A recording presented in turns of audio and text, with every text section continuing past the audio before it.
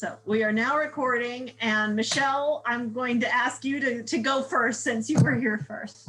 Sure. Hello, everyone. My name is Michelle Teplensky. I am currently a postdoctoral fellow in the Department of Chemistry, and I work on nanomedicine and therapeutic vaccines for cancer as well as infectious disease. But the reason I'm here is because I was a Gates Scholar at University of Cambridge from 2014 to 2018. I did my PhD there in chemical engineering. So I did my bachelor's before that at MIT in chemical biological engineering. And then, my junior year of undergrad, I got an email from the Department of Fellowships, as I'm sure is very similar to most of you here, letting me know that there were these interesting opportunities that, I was eligible for and maybe want to consider. And so like you, I went to an info session and spoke with the head of the office, as well as they had a Rhodes Scholar who was at the time, she was doing a postdoc at Harvard, I think. And she came and she talked about her experience. And I just thought the best part of what she was talking about was the fact that there was a community of scholars and intellectually minded people that were not just within your major, but also that you had this really nice global experience. I think pursuing an advanced degree is hard no matter where you are. It's definitely harder in another country, but it was a great experience. And I think that the things that I took away from it are the fact that I was able to make collaborations with people in my cohort outside of my field. And so I'll give you like a small tidbit of that. For Gates, they have this orientation, and they try to bond the community of 250-ish scholars that are there at one time. And through this connection, I know people met their co-founders of startups, and actually a few startups spun out of this cohort. I met a friend of mine who ended up being on a paper because she was a biologist and was doing this really cool technology, that molecular biology, that I just didn't know how to do. So she taught me it and then ended up as a co-author on my paper. And I think experiences like that, and I was also co-founder of a startup myself, and things like that really kind of show you that the PhD and master's worlds can be as big as you make them. And I think that the fellowships and Gates in particular offered me the opportunity to really have those experiences. Obviously, I did my PhD in chemical engineering, as I said, and the focus of that was on nanomedicine as well. And it was a really great experience. It was definitely, a lot to press into 4 years compared to the PhDs here, which can go on for 5 or 6. And I did not think I wanted to do a PhD when I actually was first applying to these programs. But I was drawn by the fact that it was a different type of experience. It wasn't just your traditional PhD where you have to take classes as you do in the States. I jumped right in and started research right away. I think that there's pros and cons with both experiences, but for me, it worked out really well. And I'm quite happy where I am now. And I'm going to be pursuing academia and applying this fall. So hopefully I'll be a professor like Todd at some point in the future. But that was kind of my experience and what the community of scholars offered me, just in a very short snippet view. So after introductions, of course, I'm happy to take any questions related to the Gates program. I served on the Scholars Council while I was there, so I'm quite familiar with the trust and the officers in the trust. And I'm still talk to them every once in a while. And also I was a part of Downing College, which is a weird Oxford-Cambridge thing where you're part of a college, which is kind of like a dorm on steroids. So I was in Downing College. The only thing I can really say that's notable about Downing College is that it had a really nice lawn paddock. So there was constantly cricket practices outside my door. And it was right across the street from the chemistry building, which I actually didn't even work in. So it was a well-situated college, but not for me, not in terms of my location. All the engineering, they pushed out to West Cambridge, brand new facilities though. It's really fantastic. So I'll stop there before I start rambling, and I'll pass it over to Todd. Actually, I'm just going to ask you, because you do get a lot of questions about the college experience, and I both address this because Michelle, I did not introduce you as having been a highly accomplished athlete, but I happen to know you are a highly accomplished athlete, and that's something that having the sort of collegiate opportunities as well as the university-wide opportunities for graduate students tends to filter in. Could you just say how that? Yeah. So I'll say first off, so I played field hockey at MIT, Division III. The good news about playing a sport in England is that there's no NCAA, so you have no years of eligibility knocked off. So I did play for the university team. They have 3 field hockey teams because it's a big sport. And I played for the seconds women. There were 3 women and 3 men's teams. So I played for the second women's.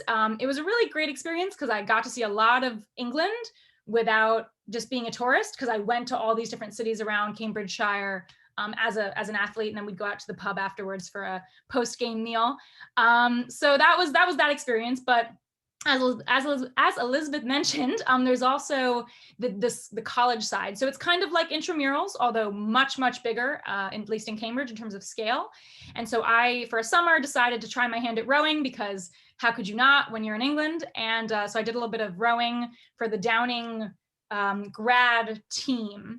And they had, any sport you can think of that Northwestern offers as an intramural sport, it's very likely there as at the college level. So you could do either one, and there's no eligibility to worry about. All the teams are both undergrad and grad students and postdocs. So really you get a nice mixture of all different levels. My whole Cambridge hockey team was mostly undergrads, with the exception of one other Kiwi who played for the men's team, and him and I were the sole grad students. So you get to intermingle and get a part of the college culture while being a part of the university, which is really nice. Thank you. Of course. Okay, well, now you've been told that apparently it's criminal to not row, but I went to Oxford and I did not row. I think I was a little. But Mark Hersom did, so we'll just. But that was Cambridge, yeah. So. I think I was atypical in a few other regards too. So like Michelle, I had some junior year info session-y things about different fellowship opportunities. I think I was a little atypical in that. For better or worse, a lot of people who end up doing the Rhodes have an idea that that's something they aspire to from earlier on in their life. There are a number of people who are plotting for this. I was not one of those. And so you can take from that what you want. I think one thing I would want you to take from that is that it's not necessary to be doing that. And if you're finding, oh, this is an opportunity and you'd want to consider it, there are people who would be in your position junior year, just sort of saying, oh, maybe I'll try to do this thing, and not scheming beyond that. So I was an undergrad at Caltech studying chemistry. I was always sort of curious about international opportunities. There were a few study abroad programs that Caltech ran, and I was and possibly am still a very big nerd, and I really liked the difficulty of Caltech classes, and I basically couldn't take the idea of going away from that even for a quarter. So I was like, I'm not going to go do an international thing during my undergrad, but the info session sort of inspired the idea that maybe I could do a graduate thing in another country and get to live abroad a bit. And so I applied for all of this in a fairly directed way, in that there was a specific science program that was offered at Oxford that I thought I wanted to study. And if I could get funding to do it, gee, wouldn't that be great? And so the Rhodes was the ticket that I ended up using to get funding for that. And then some things changed along the way, and I could talk about that as well. But I ultimately ended up doing a master's degree at Oxford. I thought I was going to do it for 1 year. I ended up staying for 2 years because that's what the funding would allow. And then I came back to the US and did a PhD. I was also in a college. My college was called University College. Yeah, let's see what, I mean, there are lots of specific details and questions that we could answer, but I think that gives a bit of an overview of how I found my way there. Is there more, Elizabeth, that you think I should mention in particular? Well, if you did have any particular engagement with your college that was part of your experience, that's one thing. And the other thing is, because both of you have transitioned back, and there tends to be a great deal of concern on the students' parts. So maybe we could preempt how you found the transition. You applying to doctoral programs from there, and Michelle, you coming back into the postdoc. So may I start? Is that okay, Michelle? Yeah. So I had those concerns in a big way. I sort of alluded to the fact that I thought I was going to go for 1 year. So the course that I applied to go into was a 1-year taught master's degree. So some of the master's degrees, whether you might already know this, but some of the master's degrees are taught courses, meaning they're based around coursework and classes, and some of them are research courses. And I went with the intention to do this 1-year taught course in theoretical chemistry. And the idea was that I knew I was coming back to the US for a PhD because I had this whole set of concerns about if I'm going to go into American academia, I'm going to need to do the longer US PhD, yada, yada, yada. And so I applied for the taught course, I applied for the Rhodes, I got the Rhodes, I simultaneously applied for US PhD programs. And if you are so lucky as to get the Rhodes, it's basically understood that you can put those things on deferment and departments are going to play along with you and it's going to be fine. And so I ended up coming back to Berkeley, and that was already sort of determined before I even went to Oxford. I would say that's not uncommon. There are a number of people who sort of have that next step planned out, whether it's an academic step or even there were people in my class who had accepted a job from McKinsey, for example, and they knew they were coming back to McKinsey after 2 years of a Rhodes Scholarship. There are pros and cons to having that planned out in advance. There are some people at Oxford, I assume probably at Cambridge as well, who end up feeling like their time can be a little bit of a holding pattern, because it's sometimes weird when it's like, oh, I'm here, but there's a deadline, right? There's already an end of the road that's planned, and then I'm going to go on to something else. So, I have a variety of thoughts about how that works when you already know, when you sort of have 1 foot there and 1 foot back in the US already. But that is what I did. I didn't comment on my college very much. I'm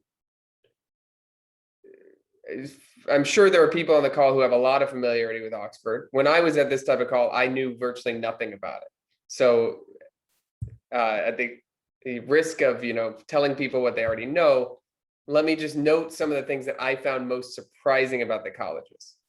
The principal thing is that you would never ever build a system like this if you were building a system from scratch today. It is redundant and in that sense ridiculous. You might naively believe that every college has a specialty, right? Maybe there's a college for chemists and a college for physicists, and that's how they're congregating. But no, it's every college is purposefully redundant. Every college is going to have its own library. Every college is going to have its own laundry facilities. Every college is going to have its own couple of chemistry professors, its own couple of physics professors, its own couple of English and classics, and right, it's the colleges are supposed to be separate colleges, but they all happen to be co-located in one town. And then I sort of think of it if you remember, Articles of Confederation days, right, where it's there's a weak central government sort of tying these things together, and each of the states were actually powerful, right? This is basically how the colleges work. It's the colleges are actually the rich, powerful objects. And there's this weird coexistence, especially at the graduate level, between departments, which are university-wide structures, and colleges, which are, the little confederation. So it's very hard to wrap your head around. And you don't need to fully wrap your head around it right now. So maybe the main thing I would note is that I did not understand how to scheme and think about these systems when I should have. And so I went ahead and I applied to my program, and I applied to a college, and I did all this stuff concurrently with applying to the Rhodes. And that is in general not what would be recommended, because if you're so lucky as to get a Rhodes Scholarship, immediately upon getting the award, they'll turn around and the American Rhodes people will start strategizing with you to choose a college, and they will provide support to help you think about that part of the process. So my feeling on that is basically it's an interesting thing, and there's a lot of opportunities that come out of that redundancy. There are sports opportunities, for example, where every college has its own, and there's the nice intramural type setup there. But you don't have to become completely obsessed with that aspect of it at this stage in the process, I don't think.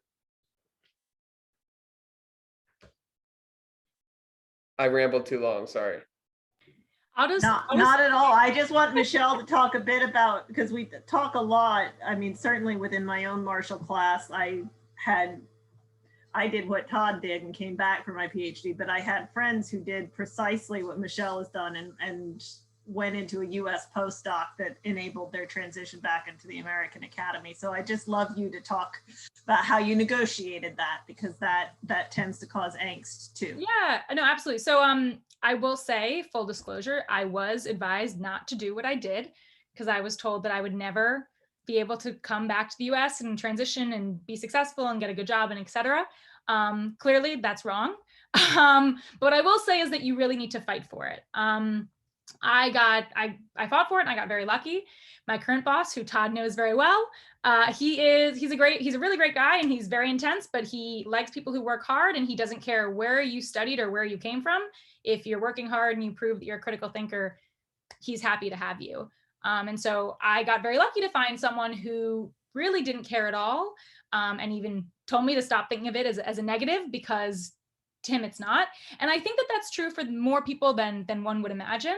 But I think there is this perception amongst certain people that it's absolutely impossible and that it's the most terrible thing you could ever do. For example, in Cambridge, the Sanger Institute is a world-renowned genomic location. Like, studying there is better than a lot of US places. So I think, it depends on the program to an extent. If you go to Cambridge and do something that they're not very well known for at all, Cambridge is a science school. They thrive themselves in a lot of really good science programs. So if you do something completely different, and I'm not going to name an example because I don't know it very well, but something completely different that they're not world ranked in, then yes, it might be a little bit more difficult. But for me, and to Todd's point, I really didn't sell myself as, I went to Downing College, because no one in the US knows what that means. So I told people I went to the University of Cambridge because that is something that Americans can understand and can respect. And so actually getting a postdoc was actually not too hard for me. That sounds really bad. It was a process that ended up working out very well. I sent emails to about 5 different professors. I had a few interviews. And then I ended up getting a great offer and accepting it, and that's why I'm here. So it is absolutely doable. You have to go into it with the knowledge that even though you're doing a 4-year PhD, you need to produce a paper. And if you don't think you can do that, then it will be a detriment to you. But I was able to produce about the same amount of work as one would produce in the US. And I think that's why I also had an easier time transitioning than others might have thought I would have. So hopefully that kind of summarizes that really briefly. And I'll just say that one thing to Todd's point, in the Gates program, you do select a college as you are applying for Gates. So it is a slightly different logistical program.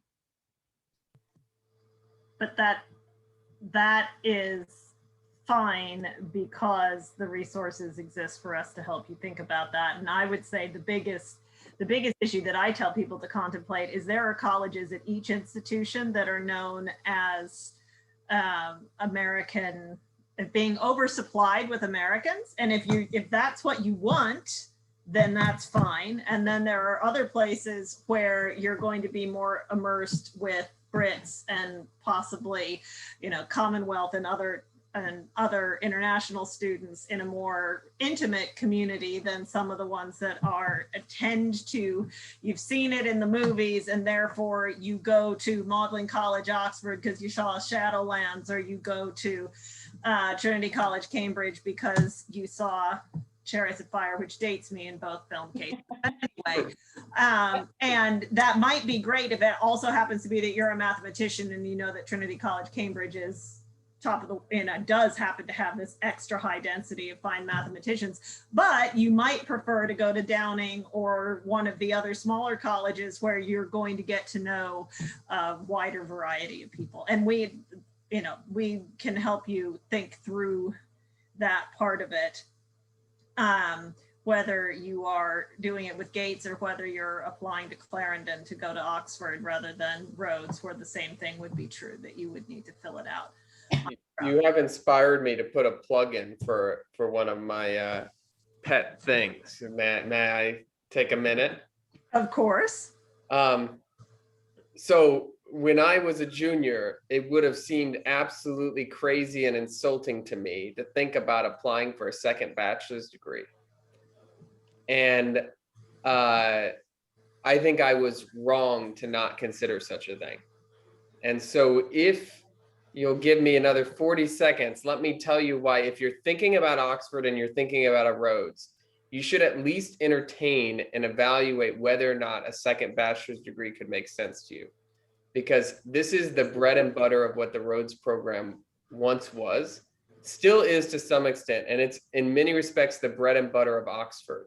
So a lot of the things that you'll hear about Oxford, about the tutorial system and having, you know, college-based tutors that are like meeting with you several times a week for, you know, problem sessions and whatnot, a lot of those things are much more undergraduate program centric than graduate program centric. And it's really where a lot of the value of the educational program and a lot of the interactions with British colleagues and whatnot would happen. And so it used to be back in the day that the Rhodes program was almost exclusively funding students to go and do a second bachelor's degree on an accelerated timetable. So you would just spend 2 years, and let's say you're, okay, in my case, my first degree was in chemistry, so maybe I would go over there and I would do a second bachelor's degree in physics or in mathematics or something like that. And they would find a way for me to be able to do it in only 2 years. And it can seem a little weird because it's like, come on, you already got a bachelor's degree, or, you know, you soon will. Aren't you ready for like the master's? Wouldn't that be better? But some of the master's degree programs that have proliferated at both universities are not of the same caliber as some of these bachelor's programs. So I do recommend that you at least give it a little thought, and I'm happy to talk to you more in depth about some of the pros and cons, but it's something I wouldn't have thought of. Yeah, and likewise, I mean, there's sorry, historian here. There's a historical reason for that, which is basically an Oxford or Cambridge bachelor's degree really was conceptualized at what was the American university's master's level, because the first 2 years of what you do at most American universities in your distribution requirements is what through the rest of the world they would have done as part of their A-levels, their Abitur and so forth. Now, as we've moved into AP exams, things have shifted, but that's part of, people laugh that after 5 years, they literally whack you on the head with a Bible and say that you're now a master. But there was a level, having had the exact same arrogance and having refused to do an affiliated bachelor's when I first went, you come to see quickly where that goes. I will say, I always tell our scholars, be proactive, because doing a research master's, my advisor did weekly tutorials with me for the first term.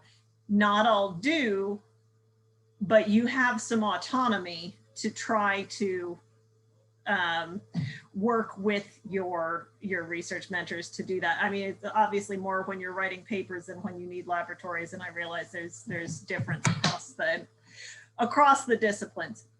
With that said, I am going to stop recording since we've had the set pieces now, and I want the second half hour for folks to feel free to turn on their cameras, come on in, and ask questions. So you will see the little red dot's going to go away, and it can become a free-for-all.